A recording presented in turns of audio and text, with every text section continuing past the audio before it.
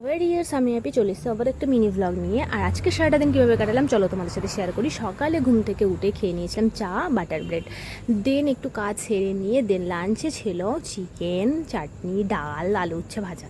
দেন খাওয়া দাওয়া করে একটা লম্বা ঘুম দিয়ে উঠে গেছিলাম। মায়ের পুজো ছিল সন্ধ্যাবেলায়, মানে রাতেই পুজো ছিল। তো ওখানে গিয়ে মায়ের দর্শন করে প্রসাদ খাওয়ারও নিমন্ত্রণ ছিল, তো প্রসাদ খেয়ে আর বিশ্বাস করো ভোগের এই যে খিচুড়ি, এটার সাথে সিরিয়াসলি নো কম্প্রোমাইজ। তো খিচুড়ি সাথে আলুর দম, চাটনি, পায়েস, বোঁদে ওগুলো আমি খাইনি। তো ওখান থেকে এসে চেঞ্জ করে নিয়ে বেরিয়ে পড়েছিলাম একটু, আমার কিছু গ্রসারির কেনাকাটা ছিল, কারণ আমি একটা মাসে যা যা লাগে সেগুলো নিয়ে নিই। তো চলে গেছিলাম স্মার্ট বাজার, স্মার্ট বাজারে গিয়ে কিছু শপিং করে নিলাম। দেন শপিং করে নিয়ে বেরিয়ে চলে এলাম। এসে একটু চাটা খেয়ে দেন খেলাম একটু ফুচকা।